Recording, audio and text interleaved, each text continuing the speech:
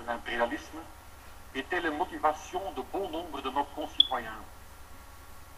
Tout ceci fait que la Belgique a une dette historique immense vis-à-vis du peuple congolais. C'est au nom de la soi-disant civilisation que ces actes barbares ont été commis. Et au nom de la soi-disant chrétienté, des choses ont été dites et faites qui sont contraires à l'esprit du Seigneur, qui s'est constitué serviteur et a donné sa vie pour les autres. Nous considérons comme non-chrétiens par essence tout sentiment de supériorité ainsi que le racisme, et nous exprimons notre plus profond regret que les choses se soient passées de cette manière. Nous déplorons la désorganisation et la mutilation qui en ont été les conséquences, tant du point de vue économique que politique, moral et psychologique. Nous reconnaissons aussi que depuis l'indépendance du Congo jusqu'à aujourd'hui, beaucoup d'injustices ont persisté dans les relations entre les pays et font obstacle à un développement sain de ce beau pays. Nous désirons rompre avec ces pratiques qui profitent. Tout comme on a rappelé Nabino, Makambo ya Kokamwa, nuisance de l'économie locale, au nom de Jésus, de la reconnaître Yango, division des tribus, de Ningeto Kabwana Watina, laquelle Ninge Bimaba, Baouti, Badouti, Nyoso wana, Bango Kaka, Balulu wana Baluba, Bango Kaka, Bayaka, Nabasuku, Bango Kaka. même après l'indépendance, na wengi kwa papa Nkusu na sepeli. Après, nous avons raconté l'indépendance, ils ont continué à déstabiliser Bisso au nom de la soi-disant Christ. Voilà. Comment dit, Balobi même que les allées liango, les allées en dehors, il y a chrétienté. Et l'unique kolobanine. Parce que chrétienté pas na bango, et faire développer bango, et unir bango. Mais tant que y a awa, et unir biso na bango te. Et créer sentiment, il y a division, supériorité, non infériorité. Donc, bango babimi supérieur,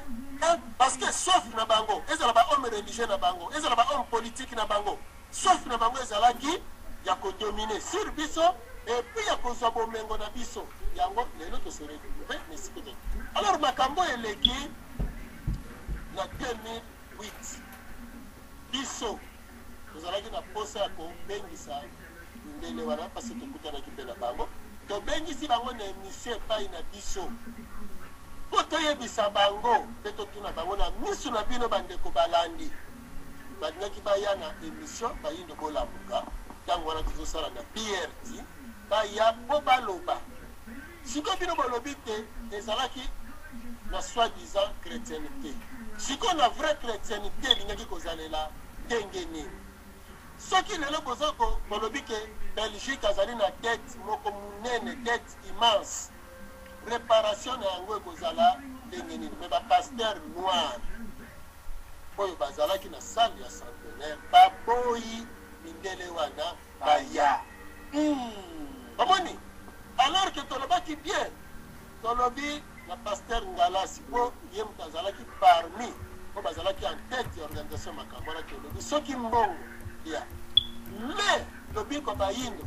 oza koengage yango te parce que bato baye kosenga pardon epai ya bayindo esengeli totia likambo na mesa osalaka mpenza nini okataka biso maboko oui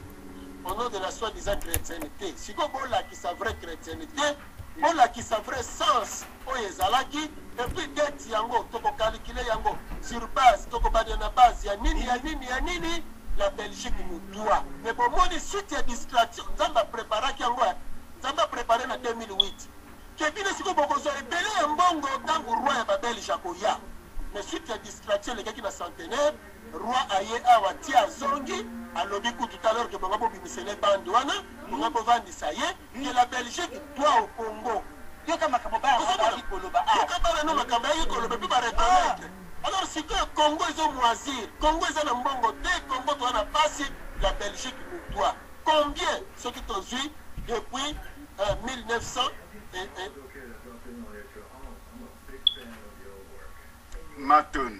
Matondo mutamutu na kana itena régie ya ototuni mbuta zambwana sika bozali toyebite toyebeke bozali ba oyo bozobundela ba yindo balongwa na état inconscient comme na état ya conscience ndenge bolota olobake ba yindo to bato bazali homme animal na yebite la tuna bino mutunete boza ko défendre Bible tote bolobaki te boza ba chrétien maye mabele to maye ba belge ba lobi pa mate bangonde lelo ba ko coloniser biso kuna ce qui Bible ekotaki c'est parce que bango ba ko coloniser biso bango mo ba ba lobi bolanda ki pe yango bolanda yango pe ni colonios na ebite mbuta mutu na réaction na bino vis-à-vis ya ma bango ba lobi pour na bino contribution zali nini estotika bango kaka bongo to continuer kutanga mikana na bango malobomboka na bino mbuta mutu. Ok, merci. Na landi extrait wana voté. Na sina landa on déjà na YouTube parce que ngaso na bike to mekai ko soana papa nkusu la fois passée et que to zasu ko zela tour mususu poto sola c'est pour vous dire que na landa kabilo ko na bien na ebi bien ceinture na la taka sapato ni pe ataka na makolo. To yiba déjà na côté wana. Menga na extrait ro pesi ngai question ya muke na ko yiko za na oya ngoyo. Likambo nini oyo kina discours wana oyo to bino boza komona ete na date ya lelo oyo eza koleka na Congo te entre autres ba point clé ezali injustice, occupation, corruption, génocide, rap baza ko rapper ba action barbarique. Alors boko yebsanga depuis indépendance ya Congo ezwa matina date ya lelo oyo action ni eleki wana te sino ke ba enlèvement ba rap ba koboma o ba belge ba salaki boye yebsanga ba Lumumba ba chibe ya nyonso oyo soki ba belge ba yeko longola bango ba génocide nyonso eleki kuna na est ya Congo boye bisanga ba génocide nyonso ba belge ba salaka yango te soki pe biso pe na tour na biso lelo eza koleka te ba rap nyonso na est boko yebisanga occupation na banza mikolo na yoki na kombo ya mwana ndeke epa na bino muteza ko bimelaka.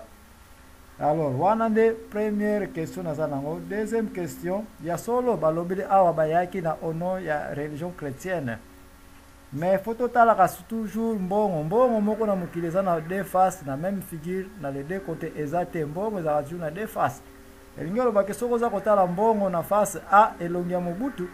na sima kuna tango ko bala ko mona emblème moko ya sote ke ko bakoko za wana donc mbongo za toujours na deux faces. Face chrétienne pe za toujours mibale. A bala kisi face ba chrétien o ba yaka pour des intérêts personnel na kombo ya Bible qui est lelo ezali toza komona kape ba église eza ko exister avec intérêt toza pe komona batu même basambla kate batu bazape ko yaka na kombo ya Bible kaka avec intérêt. Alors na côté face musu ya yata colonial na yebite na ba histoire na bino batu boyebi histoire na ba archive ko lekangai boko yiko pesa nga histoire David Livingstone azalaki nani. Donc deux questions bozanango ya liboso bozwaki yango ba élément nyonso ba belge basala na temps colonial soki ezate na tour na biso. Deuxième question boye sanga David Livingstone azalaki nani comme ça toko traiter les deux faces ya mbongo ya côté chrétienté mabeni ne salaki na ba David Livingstone na koyeb sabini ba kamuni David Livingstone asala en tant que chrétien ya mundele à vous l'antenne. Matondo mbuta muntu ezali sempe pasi na kolikete bolandi discours wana bande ko bolandi yango bino basso bino obyo ko décortiquer la kata discours ba lobi yango bien. D'abord au nom de l'évangile na yebte so bolandi phrase wana au nom de l'évangile évangile ngolo banini et puis kaka bino moko matondo ngende bo pesi raison na maimanso ba lobi ko ba o yaki na kolikete mbuta zambwana toza kubunde tuma pona bino bayindo toza kubunde tuma pona ba obino bazoko le banati ya bango ba bundeke tuma balongi yango batinaka Moïse ayaki ko libérer ba na Égypte na epité so bo susula ka ma place wana yango azo ba kina yiko le bana na Égypte ni siko bana oya ke ba Égypte ke bana nani so ya ko le bana Israël na Égypte so ba Égypte ba bana nani bana satana c'est ce ko le ba bongo mbuta moto to za ba susula na olikete bino moko bozana manso kati na bino eloko na kosenga na bino osalaka ba émission pour na éporter un plus to lungwa na kibolole oyo ba besoin il ki biso on na ndenge to landi obino bo pesi yango raison bolandaka yango na okamo eke na place bo lukake to ça démarche ko zona États-Unis kuna o ça démarche ba belge ba futa Congo et ba futa Afrique ozo sa démarche pour kaka kolanda kaka mai bango ba yelaki biso pona to sufraka matondo mingi nazo na malobe ndena mbuta nendombele ceux qui ala kubakisa bakisa neto ko basima mais ali passe pe mwana mutima mbuta mutu doza dokolikete na ngonga ko doza kusola beaucoup de décision ya bo porter ba belge plainte kolanda élément oyo wana après bien to ko pesa bino yango pote pas dédommager Congo pe Afrique pas libérer yango matondo muta mwana bamboka bino muta ndombele matondo mingi mbutane nsilulu matondo mingi na balandi lelo eza nango mokolo na poso donki ezali yenga mingi tokendaka misala te tozala na esika oyo mingi radio oyo ezomema bolamwisi ezozongisa mpenza bato kati na bolingo matondo ndeko na ngai Benasha mpe matondo ndeko na ngai Zambwana mpe matondo na mbuta nkoni oyo aza na biso na kati mpe matondo mingi na kokokuka mohe nakanisi ndeko na biso mbala kotaki mwa kala ndeko merci matondo mingi ndenge ovandi na kati nakanisi na kozongela papa Zambwana mwa moke po atunaki motuna ya barwande ndenge bazali kobomana ainsiste mingi na homme animal ale biso likambo ya jida akalifie comme homme animal tokozonga biso awa ezalaka chaque kombo ezalaka na kobimisa ngo na mpwasa tomonaka eza na ngolokita me tokozonga liboso na nsima bisika oyo papa ndeko na biso mbuta mbala nkomi akotaki nayebi te ndeko na biso boyei bolamu na radio na yo oyo ezali radio ya bana afrika ezali radio ya baindo ya mokili mobimba baoyo bazoluka koyeba bobiso avant colonisation avant esclavagisme ekota bapopo na biso babandaki kobondela tata mokili lolenge nini yango soki oza na motuna ndeko na ngai mbala na ye na mboka na yo soki mpe koni na ye kaka na mboka na yo maloba epesameli yo matondo ndeko ndombele matondo mpe na balandi nyonso to na bato nyonso baza na masolo oyo likambo ngai na ngaki naloba ezali kaka mpona monisa mbuta ndombele moke verse oyo apesaki na Deutéronome 32 7 à 8. Oui, c'est vrai que dans Deutéronome 32 verset 7 à 8 na Bible français courant baloba ete nzambe asali mokili na yakaboli na banation kati na baverse mosusu ya babuku misusu bakoma balobela yango ndenge wana te. Alors ntango opesaki verse wana ifo tosolisa bato ke batala yango na Bible ya français courant. Donc parmi babible ya evangeli oyo ya nsima te neti la Bible de Jérusalem Louis II eyaki nsima yango eza na makambo mosusu oyo eza au contraire na likanisi na yo matondo nakani nazompeli na malo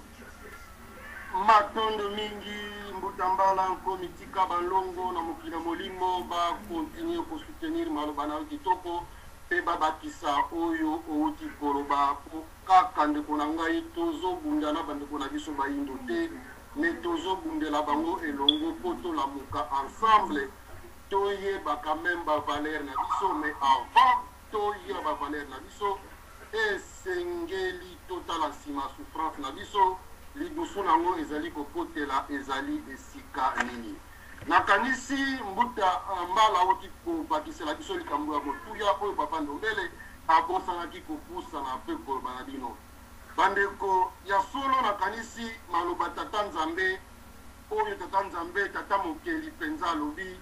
moko te akozala na kapasité ya kochange meme ata iota aza te moko te akoki komodifie parole ya tata mokeli puiske tata mokeli soki azali kotransmettre maloba na ye epai na bato oyo baza ya ye mpo bakoma nakanisi bato wana bakolanda etindemi oyo ya tata mokeli bandeko tozali na bandakisa babible telema ebele bandeko zosala nga na pasi ntango nazomona bayindo ore topusana tomeka mwa moke koyekola pourko bandeko balamuki me mingi nanu balamuki te me maleme bandeko bokolamuka nakanisi soki bozongi na baversion ancienne bokomona explication claire soki ozwi baversion King James ozwi batobe ozwi badétérocanonique na baversion oyo napesi bino balandi bokoretrouve bolimbisi éclaircissement ndenge maloba oyo atala bango moko bakoma avant ke babana komodifie mpona koambrouye l'opposition